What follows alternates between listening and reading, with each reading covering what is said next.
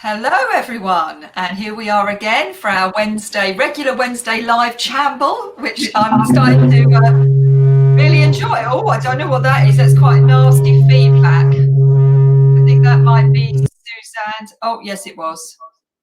So you might need to put your earphones in, Suzanne, so that you don't give us feedback from your...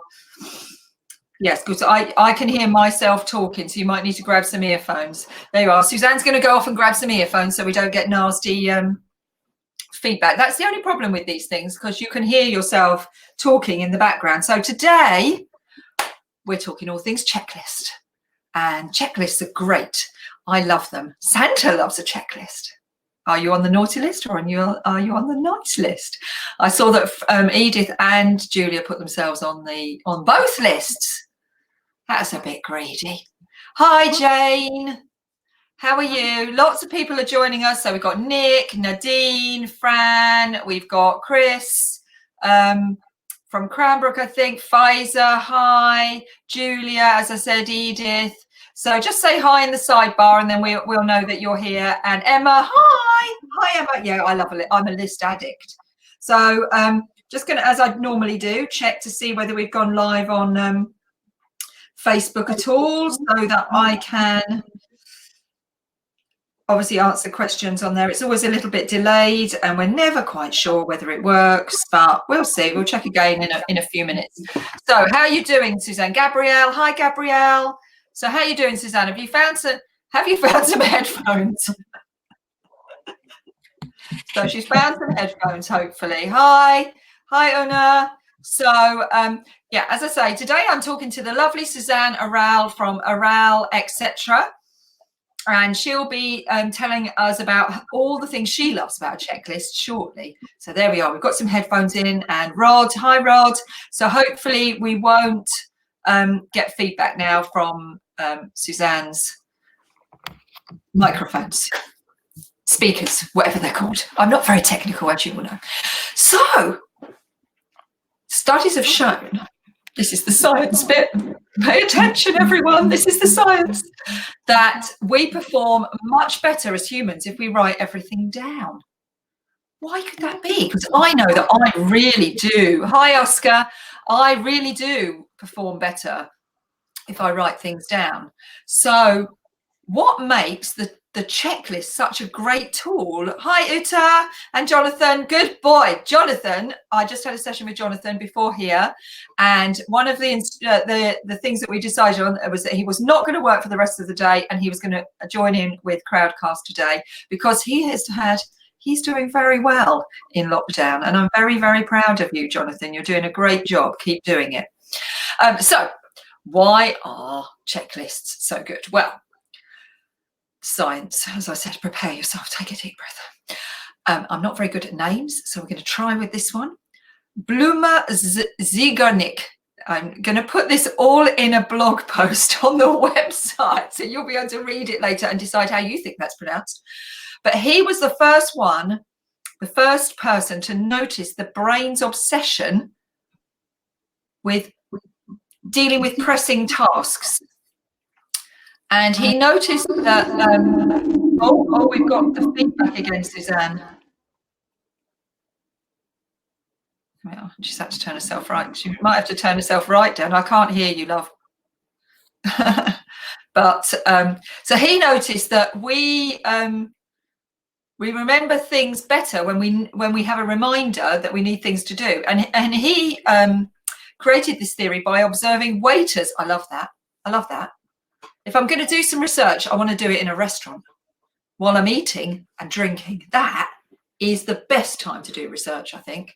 So he noticed while sitting in the restaurant, clever man, that waiters can recall everything to do with what you order, your drinks, your food, etc., prior to you having the food. But once they delivered the food, hi, Christine, once you've delivered the food, once they've delivered the food, it's all gone. They can't remember a thing. So if they deliver the food and then they come up to you and you say, I ordered chips with that.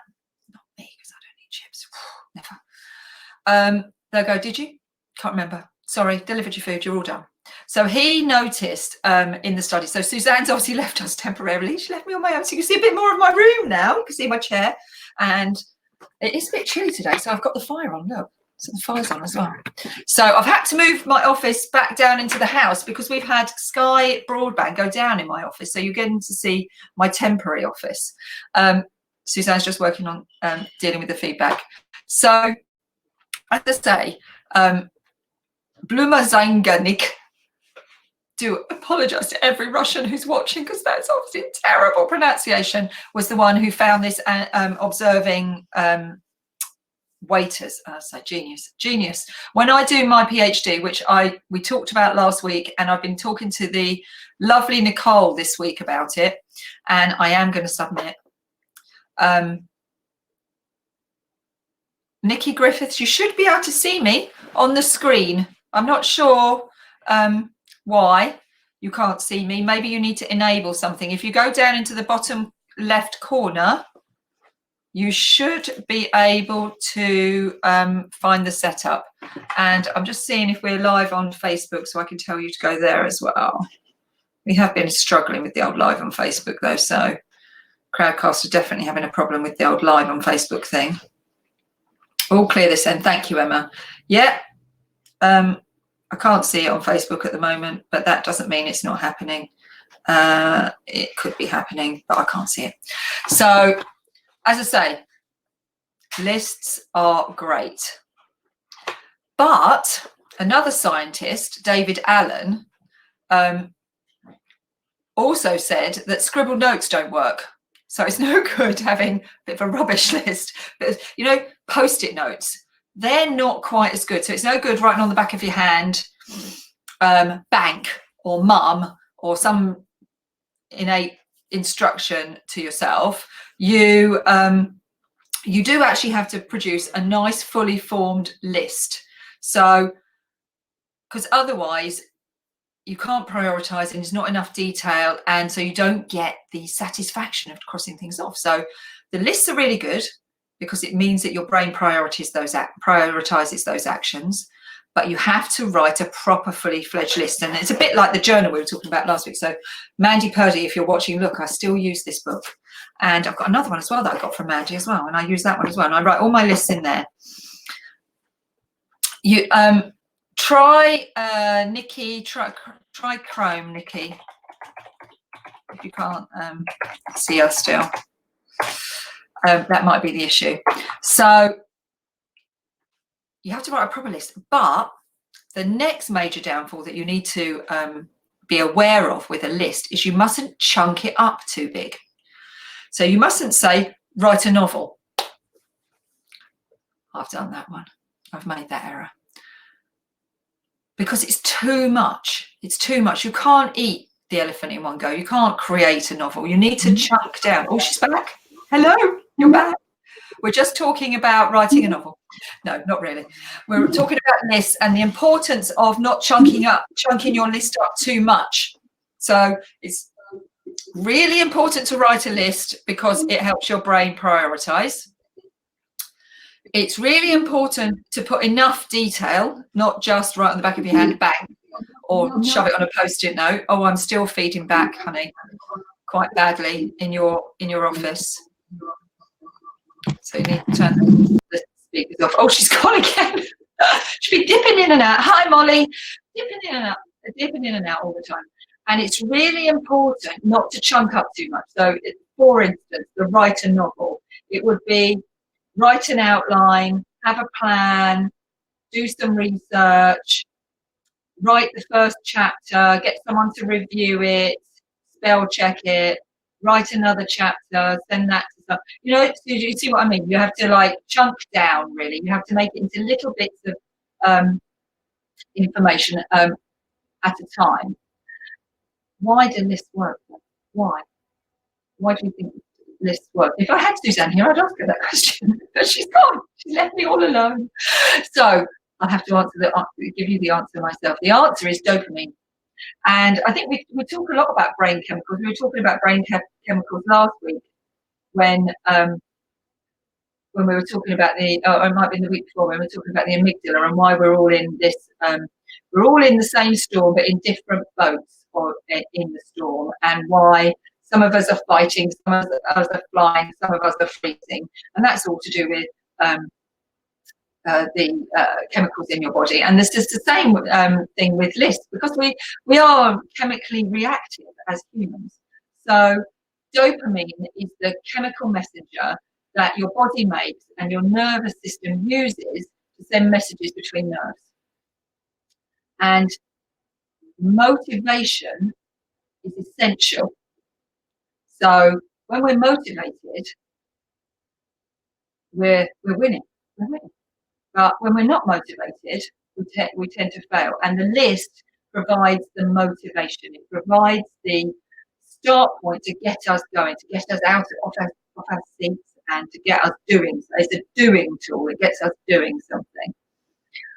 And even if we experience just a little bit of success, so even if you just cross off one tiny bit off your list, so you've got like 20 things and you cross off one thing, you get a shot of dopamine, and it spurs you on. Now, our body's quite addicted to these chemicals. That's what helps us form really good and bad habits. So that's what triggers us to go down the list. And, I like that. I'm going to have another check off something else on the list. And neuroscientists, so that's my book. It's the Appliance of Neuroscience. Look at that. That's Mandy Purdy's business, the Appliance of Neuroscience. Calls this self-directed learning. It means that we're self-motivated. We are motivating ourselves to do and to learn more and to take action. And it's much better if we can have lots of series of small goals within a long-term strategic objective. And I work on that a lot with my clients, because they say, well, what's your dream? What's your dream? Dream big. But then you've got your dream, you've got to step back, and the list, you can have lots of lists. You don't have to have just one list for working. You can have one list for life. You can have a list for your leisure time. You can have a list for your reading list, for instance. You can have a list for our Christmas presents. As I said earlier, are you on the naughty or on the nice list? We can have a list for people. We can have lots of lists. And they're really good for motivating us, as I say, when we've got really big long-term goals. And they're really good for motivating us. They're really good for motivating us in things like lockdown, like we are now, because we're all a little bit connecting keeps dropping in and out. I don't know why that is. I think my connection's okay here, and it's saying it's okay here. So maybe, I know there are a lot of issues all over the country with Sky, etc. Because so many of us using the internet, the fibre optic cable, can't stand it. Hopefully got an engineer coming out to the house. That's why that's moving out of my office into the house. So just stick with it, and hopefully you'll be able to watch it on catch up anyway as well. We'll download this and put it into the. Oh, hi! Excellent. I'm glad you can see me now. Was it Crow? Yeah, it will buffer, unfortunately, because it'll need to do with your download speed. And if there's lots of people in your area, guys, you'll hear this in a minute. I'll type you a little message. Buffering because lots of people using the internet. Unfortunately, we just have to go with it. So if you can hear me, great. And it'll be on the Pure Art Group Facebook page. On our, if you go in the look area, then all the films we've got in there, so you can look afterwards. And you can always post up messages. If you come back on this, all of these remain here. If you've got you can post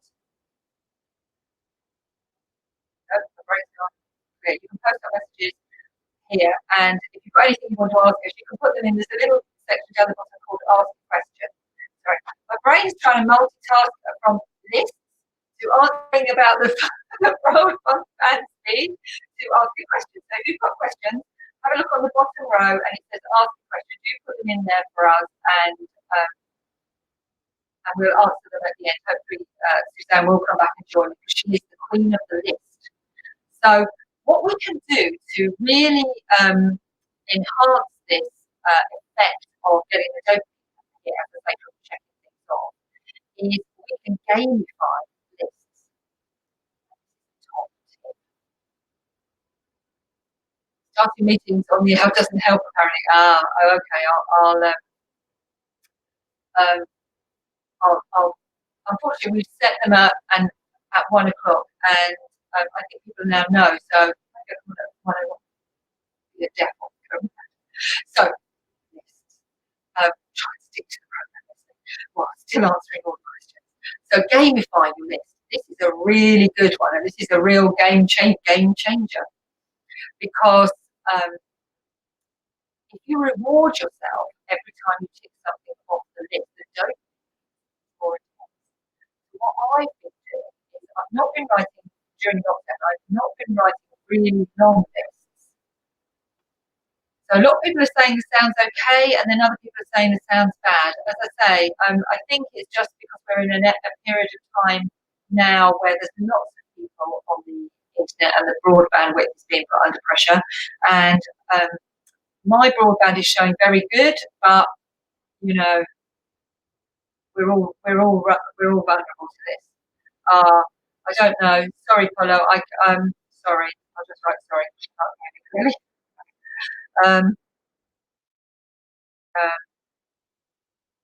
Yeah, I think we're just going to be a bit vulnerable to the connection. So watch it. If you can't hear me, then you can watch on catch up. I'll put watch on catch up down in the bottom bar here.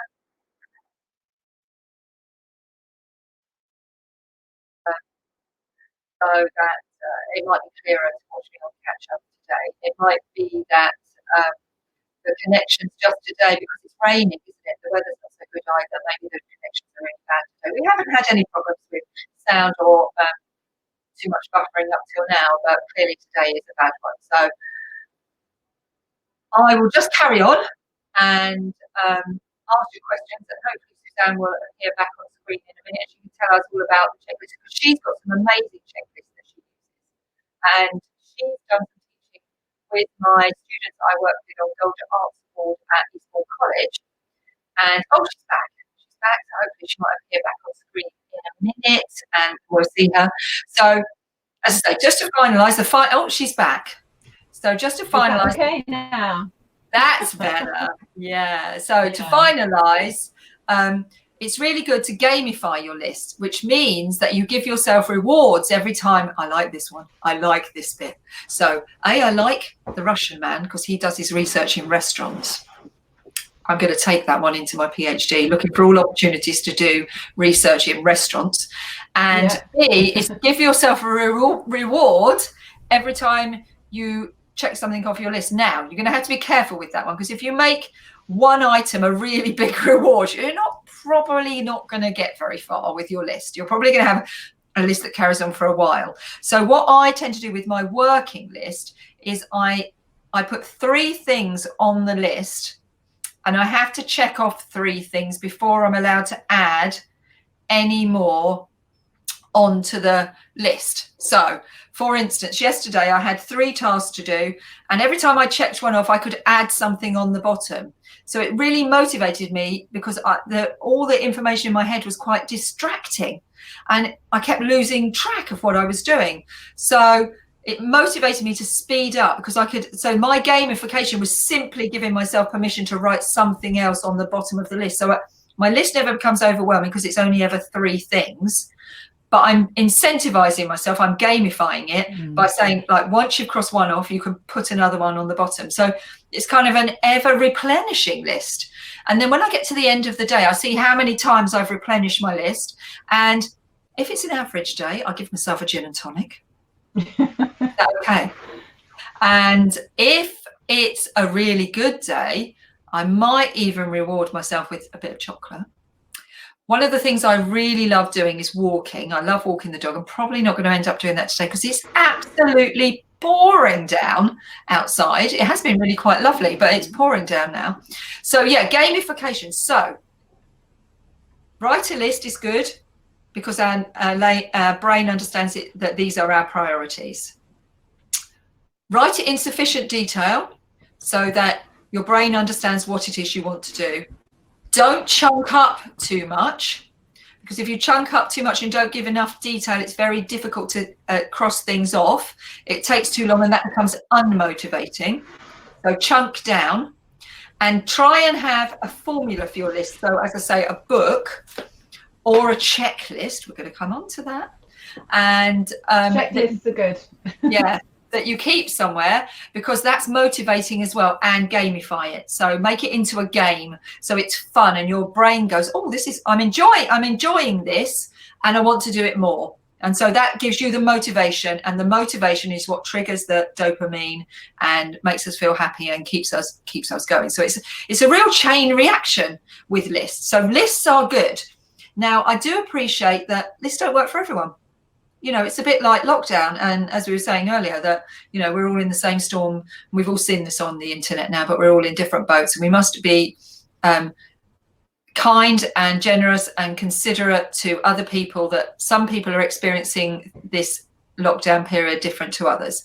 And I think that's one of the reasons why I'm inviting guests on every week now, because it gives us a different perspective of how they're experiencing. So knowing that Suzanne is the checklist queen, I thought she would be the perfect person to invite on as my guest this week. And she can hopefully tell us a bit about how she's experiencing lockdown, what her boat looks like. And also she can also tell us a little bit about how she uses checklists. Now, I got introduced to checklists Suzanne style, so interactive PDF checklist, when she came in and did some work with my students at Eastbourne College who were doing gold arts, and they loved it, and it really motivated them to keep going and deliver their project. So over to Suzanne. Hi, Suzanne. Hello. I don't know if everyone can hear there seems to be a lot of feedback. Oh, we're not getting any feedback on the line. here. I think that's just me. I think it might just be you. I would like to try and be more and a more organised creative. Creatives have a bad name for not being too organised, don't they? So I have a range of ways of keeping checklists going for projects or for just general admin to do with work. So it could be anything. Can you hear me okay? Yeah, I can hear you. If you stay quite still, because you're on your phone now, so the signal is not quite so strong. But yes, doing the checklist is anything from sort of the hand-drawn checklist with hand-drawn tick boxes I find very useful. On the other extreme, I might have a checklist with 8 columns to tick. Oh, so I find that that's almost an Excel spreadsheet, love. I know, but it's the only way to keep on top of a project with, say, 40 plus pages, where you've got illustrations going in, you've got text to be approved, different levels of color work. So it's how I keep on top of it, and it is satisfying to tick those boxes off, I must say. You recognize the satisfaction. And many people have the discussion about, you know, length of checklists, and you say you've got your method of only having 3 items, which I have to put it all down in a great long list to get it out of here.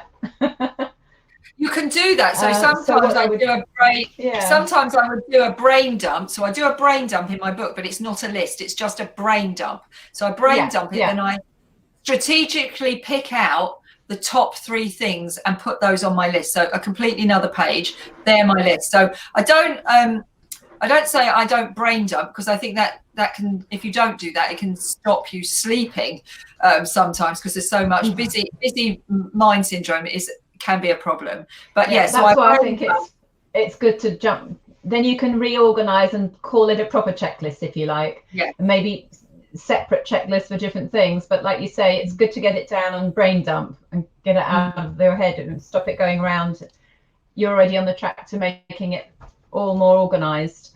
Many people like to do handwritten note lists, but there are the digital versions. So I've got an example of one of how you would run a design project, that we can share in a little while. But there are also apps. I don't know if do any of you use apps for lists? There's quite a popular one. We've tried to use apps before. Hildegard, my lovely Hildegard, who does a lot of my organisation and planning with me for Pure, is a great one for trying to get me onto like this. She's got me using Google Docs, which is, I feel like I've come out the dark ages, and and she's also tries to get me to use digital things. But I have to say, I'm old school like Jane. I'm old school. I love we were doing like last week, you know, as well as journals, I've got prolific numbers of notebooks on the go all the time. And as I say, in there's brain dumps. I write notes as I'm talking to clients. And then I use that to strategically create my power list, as I call it. So my three things I must get done. And then, as I say, gamified. So, well, that's a good target for the day, isn't it, when you do that? I think. I mean, I tend to do both. I brain dump. I make a great long checklist, which if you break it down into different sections is really what you're doing, and then you can tick those off. And it's actually, if you've done more than you had on your list in a day, write it down and cross it off immediately. You know, you get that extra fix. Oh my God. No, can't do that on digital apps. No, I've done that before. When I'm having a bit of a day where you feel like you're not being productive, I've sat down and I've thought, no, I'm just going to now write down all the things I actually have done. And that gives you that dopamine hit. Yeah, I think there's a lot to be said for that. Done a lot. Yeah. Because otherwise you will always be thinking about the half empty, the glass half empty approach, which is, I've still got so many things on my list to do. And of course, you're never going to get them all done if you have more than your three. But like you say, think about the ones that you have achieved. It's good to focus on that a bit and remind yourself. Absolutely. The app I've been using is called Clear. So there are lots of apps. If you just search checklist in the App Store, for example, if you have a smartphone, there are endless opportunities there. There's Evernote, there are many, many others. But something like Clear, it looks great and it actually works very easily. And it's a standalone. It's not trying to link into lots of other systems. Something that I noticed this week, because I was doing some research. I'm writing my online program at the moment, so I'm using the time. I like to say, so Hildegard says she likes Asana. You see, there she is. That's quite new. My lovely organised. But that's linking to other systems as well, isn't it? Does Asana link to other systems, Hildegard? Let us know. She knows, she's always on the front edge of all this stuff. She's always knows. She introduced me to the Walls program the other day, that you have to use hashtags to get everything to populate. Honestly, I just like a good old fashioned. I'm like the guys who like Jane, who likes the good old fashioned piece of paper. And the other thing I quite like is I keep all my notebooks with my lists in, so that when I'm every now and again I go and have a look back through them and have a little bit of and that gives you a little bit of a dopamine hit, because it makes you feel happy to realize how much you've done. So I'm writing, as I say, I'm writing gradually writing my course at the moment that will be delivered online, which will hopefully support the Pure Artists during the time when I'm doing my PhD. And it will support them. There's no hope about it. It will do. And I came across this thing, and you must all have a look at it. It's called Future Me. It might be The Future Me or futureme.org. And you can write a letter to your future self and designate a time to get it back. So you can write, so that can be a kind of list. So you can write, these are the things I'm working on and I want to achieve in the next 3 months. And then you put it in, and then it might be The Future Me or just futureme.org. I can't remember. That's a great idea. And then you send it. Self. It's note to self. And then you send it. And then it sends it back to you automatically in 3 months' time via an email. And you're like, whoa, I've forgotten about that. And I've actually achieved it. A dopamine hit. Go on, find chocolate, quickly have a gin and tonic. This is all working for me.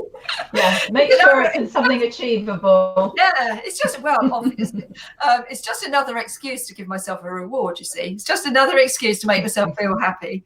I meditate as well as a reward. I like meditation as a reward, because that's just giving myself peace. And peace in a family where you have 3 children, 2 dogs and a husband is a very rare commodity. So I do like giving myself peace. So yeah. So Vincent used Apple Notes a lot for his daily lists, which has tick boxes as well. That's another one for everyone. It does. Apple Notes. I don't know Apple Notes at all. As I say, I'm a good old-fashioned girl I just know it's really important to do them.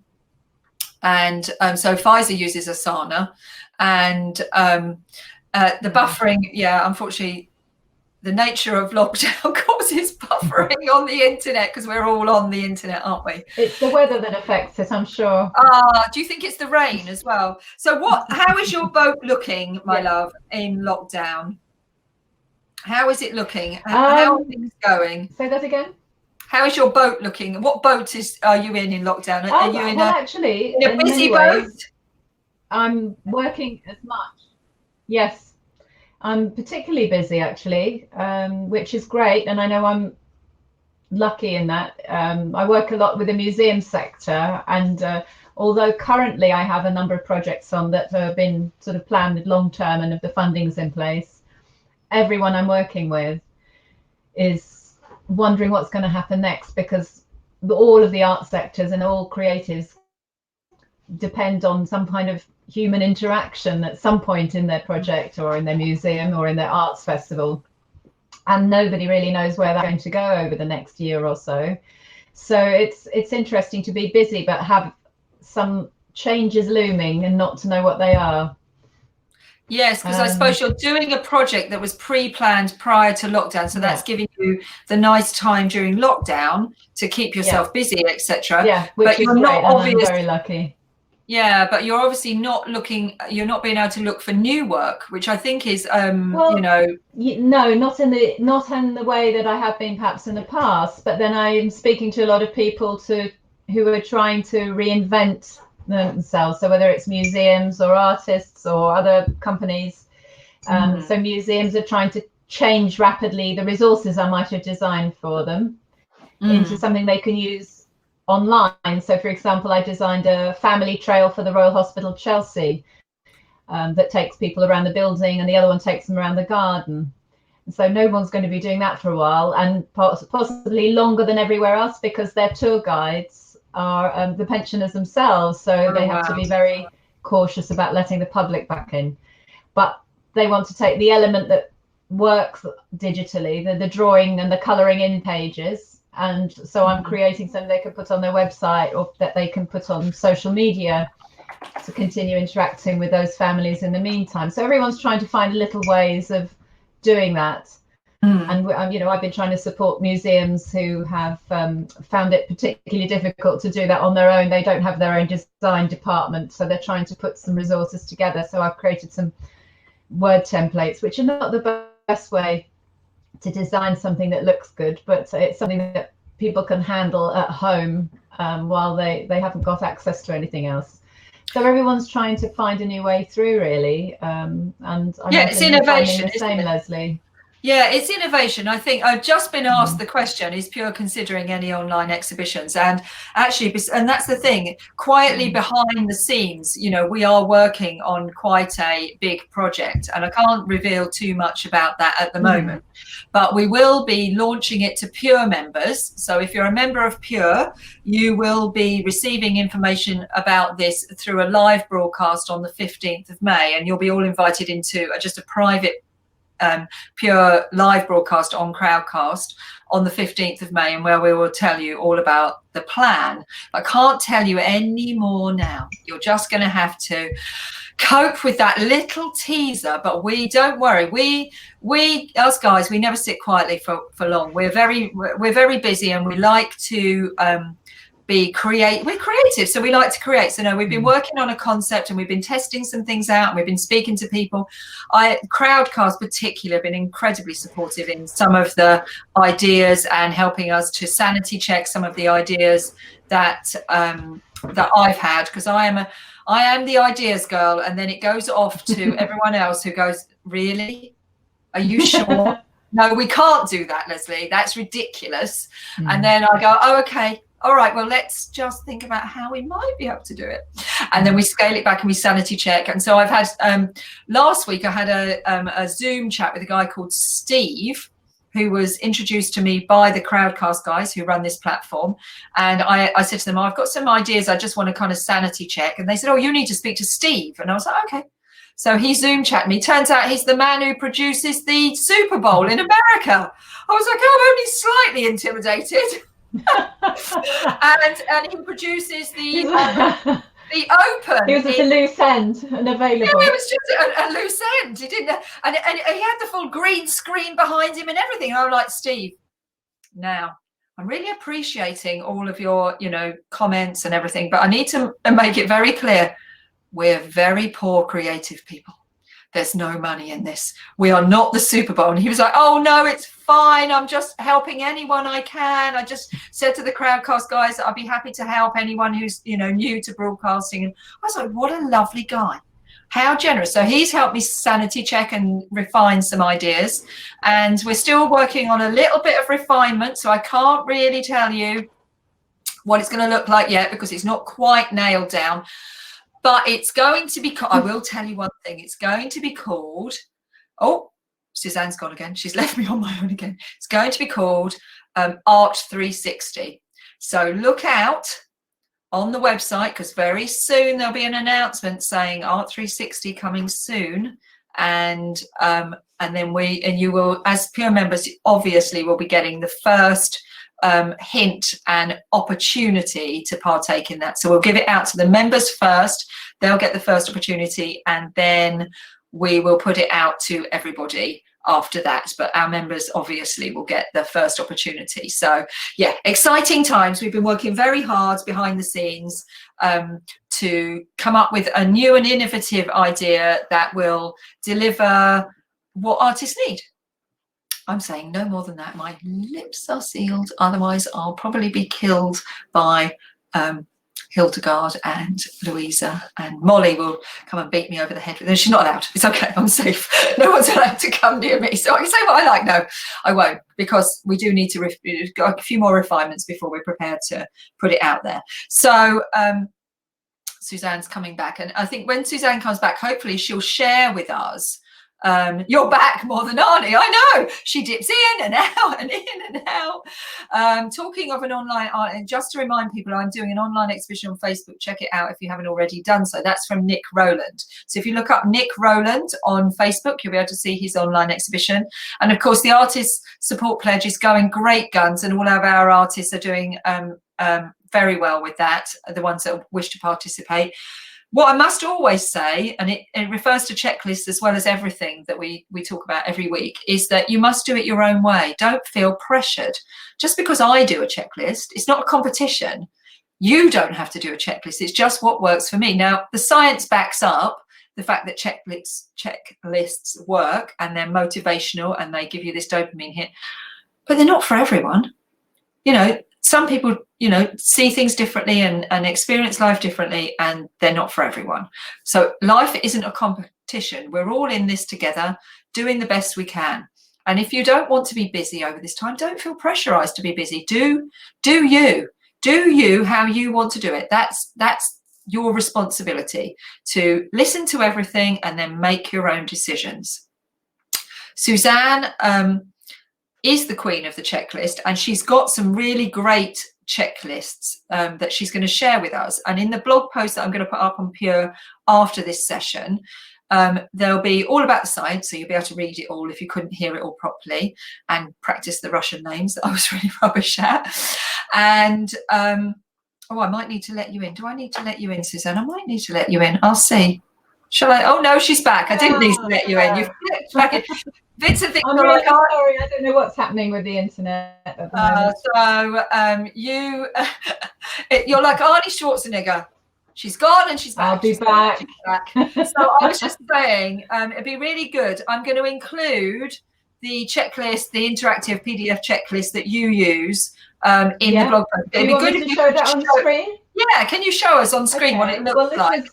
It was a checklist just devised for a basic way of getting your assets together if you're planning a promotional leaflet or any other kind of marketing material for a project. So for an event, maybe an exhibition of your own work.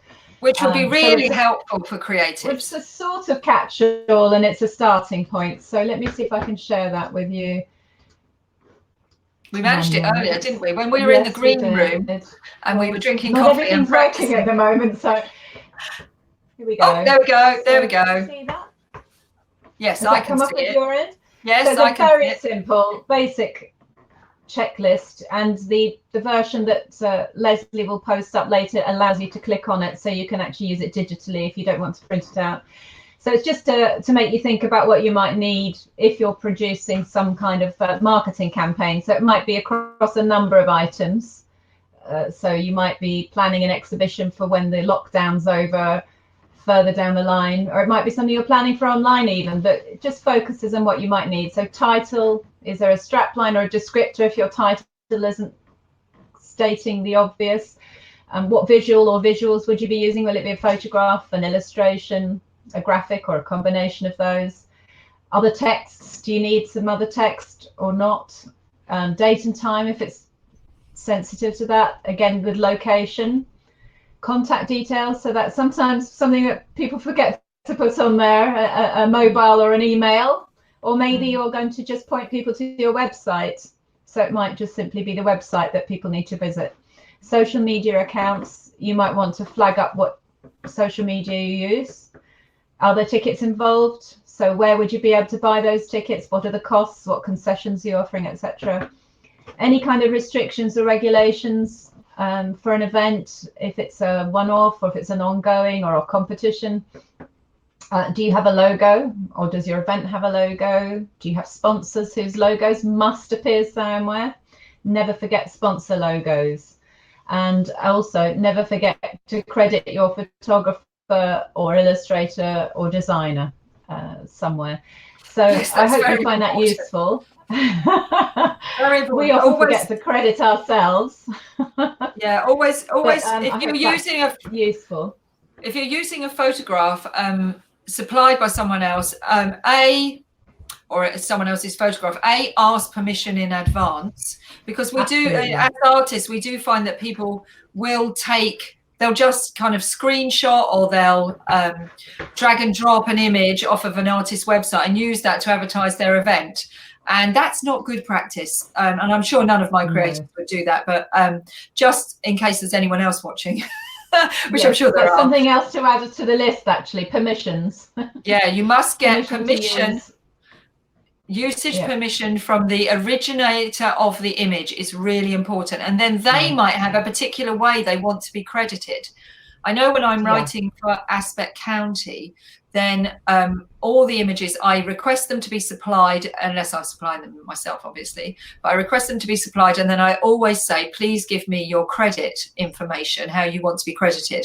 And that part of the articles takes up almost as long as writing the actual article, because it's really important. Someone's put their energy and effort. It's their personal creation that they've done, and if you're going to use it to promote yourself or promote an event or an activity that you're doing, it's very important that they get the due respect of their name being put on that. Absolutely. Some people will say we don't need anything, but it's always, it should always be asked. So that credit process is actually, like you say, also partly asking for permission in the first place.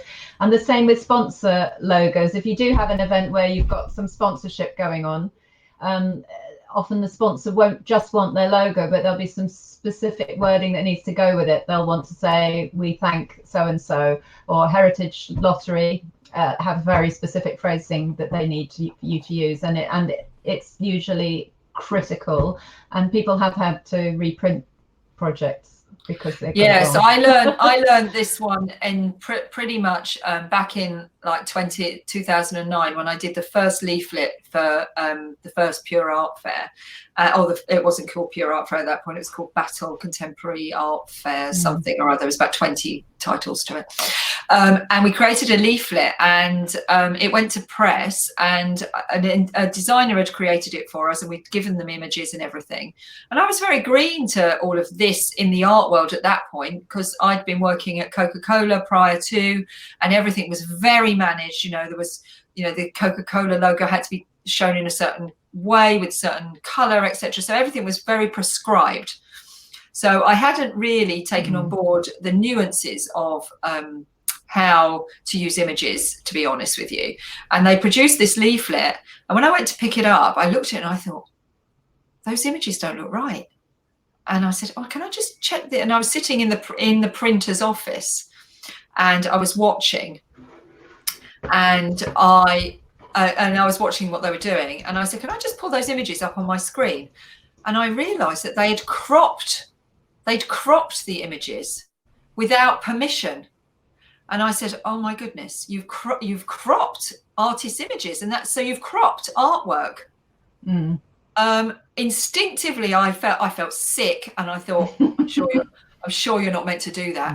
So I immediately emailed the couple of artists who were involved and said, I'm really sorry, I've just realized this, and your images are cropped, and I'm apologizing in advance. Unfortunately, both the individuals who were involved went, I'm not happy, but I'm really happy that you've realized, and we'll let it go. But they could have made us completely reprint. So it is a minefield potentially. Well, it's about that was thousands of pounds. Right way of doing things. Yeah, we used thousands of pounds. For Sotheby's years ago, when I had my design practice in London, it was Art at Auction, and it's their high-end prestige book that they published every year, and they distributed free to their sort of more high-profile clients, shall we say. And the reproductions there, where everything was checked to the last detail. We used to go to Germany to do press passes to make sure the color balance was right, and the crop, absolutely, you wouldn't lose a millimeter from the edge of anything. Absolutely not. because a reprint would have been, I honestly thought we were going to have to reprint, and that would have been several £1,000s, and when you're running, they would have had a valid reason. They had, absolutely. It was their right. Not be done, no. It was their right, and it was my lack of experience that didn't spot it from the designer. But my instinct, when I saw it, just triggered something inside of me that said, that's not right. And so now I'm always very aware of it. It's about ethics, isn't it? It's about ethics. It's about thinking about, whenever you're doing anything like this, thinking about how you would want that done with your work or your image, and how it would feel if it was you. So taking that perspective of, if this were me, and that's something I try and do all the time now when we're designing events. Go on, sorry. So when we're designing events and thinking about events, I try and put myself in the other person's shoes and go, okay, so if I receive that information, how would that feel to me? Does that feel right? Does that sound right? And that takes a lot more energy, but it's the right thing to do. It's the ethical thing to do. Yeah. I'm just wondering, there must be a lot of artists listening now. And as far as my point of view, I love to see details of artists' work, because it's often the bit you can't see, or even for museums, it's the same. I love it when they will enlarge a detail that you would never get close enough to see. But it's about being able to see the bigger picture as well. So if you're promoting an artist's work, you should never crop into their work without consulting them, obviously. But do many people like to use details of their work because you get to see brushwork or line work?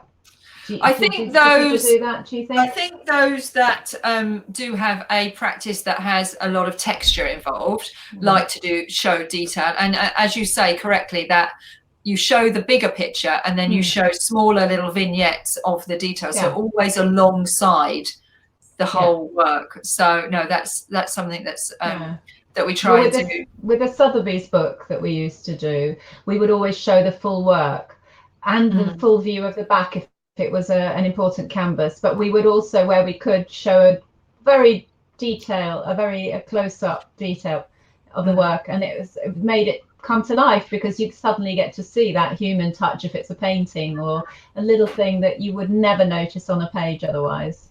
No, as a photographer, I was all in the detail. I used to, when I was doing my photography, I was always the one to go right into the minutiae, and I loved all the real texture of it. And but as I say, I think it is making sure that you show the whole thing and then the details, and that's really important to do so. So no, these are just ethics, and a checklist to remind you about those things is helpful, because when we're creating an event, or artists are creating a document for themselves, they're not designers. The artist isn't a designer, so they're trying to do these things on the hoof, and it's not always easy to do it for yourself, because you're immersed in your work already, and it's helpful to have someone else to bounce that idea off and think about how you would put that piece of work out there when you're using it in publicity. But that's a whole nother discussion. That is publicity is a whole nother discussion. Your master field of your graphic design area. I was talking to Suzanne in the green room earlier, and we were looking at her pictures that you can see behind her fish. Oh, yeah. And Suzanne is an artist as well. She does artwork, and she's got some on the other wall as well. But that underpins your practice, doesn't it? Your graphics practice. You do. I don't know if the other one's visible. Let me move you around. So there we are. There we are. Got some little shrimps. The shrimps as well. My fishy series. Yeah. So obviously, as a designer, you instinctively, it's good when you work with artists because you are an artist yourself, and you instinctively know the things that might work and might upset them, or they might find difficult. So it's the same with commissioning. I'm reading that really long comment. It's the same when you're commissioning illustration, for example. I mean, I do illustration work myself, but currently I'm working on a book project where I'm working with an illustrator, so I'm in the art director role, and that's always interesting. But coming at it from the illustrator side, I think you can bring a bit more understanding to how I will commission each picture from, or have that discussion. I have skim read that really long comment, and it was the bit that says lawsuit threatened that jumped out of me, and I think that's cost a fortune. I can see. Yeah, that is the thing, isn't it? Be wary. Don't steal other people's work, because it could come back and bite you really badly. Like that experience for me could have cost me a lot of money, and I was very lucky. I took action immediately, and I was very lucky that the artists were understanding. But it doesn't always work that way. So the checklist. To trigger your brain to remember those. Ask clients about permission for images that I know aren't their own, and the same with logos. Don't just always ask the question about do they have any other logos they need to add on. So what would the wording be? Because it's very easy to overlook if you're not familiar with the process, I suppose. Yeah, I think you dealing with sponsors is another whole minefield, and probably another whole project. That's like another whole crowdcast is dealing with the sponsors, because the sponsors obviously have they have come on to sponsor your event because they have an outcome that they're seeking. So they will want their logo placed and the wording placed in such a way to ensure that they maximize the opportunity for that outcome. And so they're not normally paying you a lot of money as well. So it's important to pay attention. So I'm going to go into the ask questions box. If anyone's got any more questions, pop them in there. But the first one we've got is the value of post-it notes as a visual reminder outside of the to-do list virtually. I like burning when done and dusted. That's from Cass.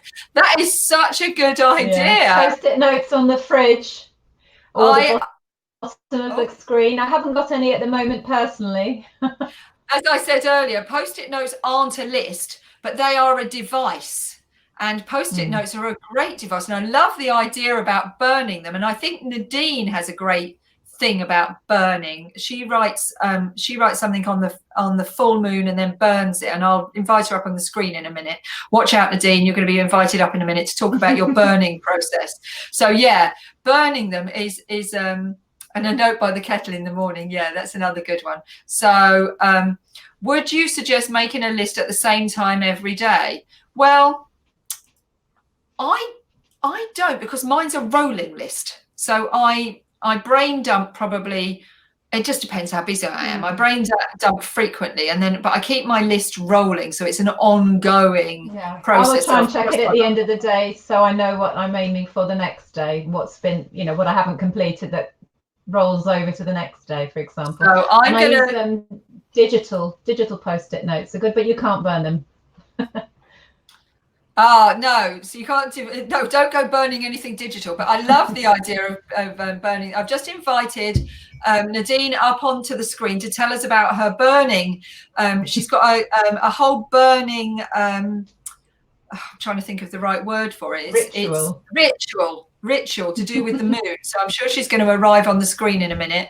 And and tell us all about that. And it's all to do with the moon. And I can't remember, she did explain it all to me, how she did it once in the car when we were driving back from a jazz gig, but I can't remember it now.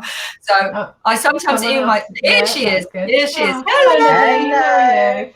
Hello. How are you, Bo? Loving your chat. You're having another little chamble, aren't you? We're having a good chamble. I love so it. lovely to see you. Sorry? What do you do with your post-it notes? Oh, well, I do. I burn a lot. Leslie's absolutely right. I don't want to sound like I'm a little bit of a pyromaniac, but I do burn a lot of things. It's a very powerful process.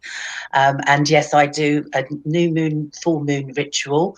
So that's every 2 weeks following the moon cycles. I'm happy to put that up in the group if you like, Lesley. Would that be a good idea? Because it's a little bit long-winded. But the essence is that the burning of something is to let it go. And it's such a powerful thing once you've done something, or when you want to, when you're talking about journaling a lot lately, and actually writing things down and actually letting something go, and using, I do use the full moon for that, but you can do it at any time. It's like a little bit of a ceremony, if you like, and it's really even powerful. the physical crossing off on a list is great. Yes, I commented on that with someone later. I love that. Crossing off a list gives me so much joy and sense of achievement. So I love to write a list to cross it off. And someone commented they like to write things they've already done because it's good. And I know you said that, Lesley, too. So it's how you get that feeling of joy and letting go, isn't it? And I do find I've got a bonfire pit in my garden. I'm very lucky, but I actually do find that just burning something and watching the process, because it's disappearing, it's going, you're letting it go, letting the flames go, the smoke go, letting it go up. As I say, when the full moon's there, it's really, really powerful when you can see it. But actually, just that process of that, just doing, tearing it up, that kind of thing is good, but there's so much power in burning, obviously in a safe place. You have to put that there, don't try this at home sort of thing, but really it's such a wonderful thing to do. Try it at home. Try it at home, but in the garden. Try it at home, but in the garden. Yes, I don't want people to be doing, I did what she said. In the kitchen. We can't have fires at the moment. You're not allowed to have fires. But whatever way you can do it safe. Yeah, so don't do that. That's the thing. But safely, if you can do something, as I say, go on, yeah. Vincent is saying it's really good if it's something that's worrying you. Yeah. Totally, it's getting rid of it. Yeah, I had a client once, and she did it with her ex. She wrote things down. She had some pictures. She didn't burn him. I have to clarify that. I've got to be so careful what I say. But it was this was bothering her. She was really, really struggling to let go of the relationship and everything. So we did a whole meditation process. Went through quite a lot of things with breathing techniques. But actually, the final thing of writing out everything she felt, really getting it out of her system. That unconscious writing that they call it, where you just let it all go. A few little pictures which gave her a lot of pleasure, and this ceremonial burning and letting it go. It was a massive thing to do, and we can apply it to lots of things, but I think with a to-do list, when it's almost like, for me, a bit of a celebration, isn't it? You've got it done, see it there, see what you've achieved, really, really celebrate it, and go for it, and go, let it go. It's done. Especially if you've got a big project that's just been done or something, it's just wonderful, isn't it?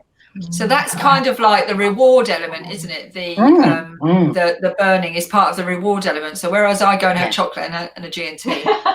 There's nothing wrong with that. Well, you can do it while you're having it. Eat your chocolate while you're burning. I eat a small amount of chocolate, and it's all sugar-free. It's a little bit, isn't it? But whatever works. And I always say to people, just experiment, try different things, see what feels good for you, see what works, and go with it, because it's all there for us, isn't it? So. Yeah, I'm loving that. We're all connected on that energy plane, aren't we? Because I believe the service of what we all are, this manifestation of body, believe it, we're all connected on that spiritual soul level, and if we all collectively are pushing the energy forward and managing it, then great. hopefully that will help those that are in slightly leaky boats as well at the moment. Whatever you've got going on at the moment, if it's too much going around, it's a way of emptying your head and putting it on the page and reorganizing your thoughts and planning ahead.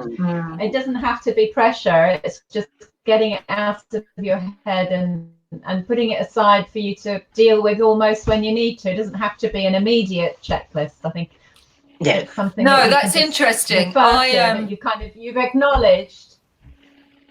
Yeah, I as an NLP practitioner, we have this thing called well-formed outcome. And the well-formed outcome is a series of questions that you go through with a client, and it comes out with a well-formed outcome. Who knew?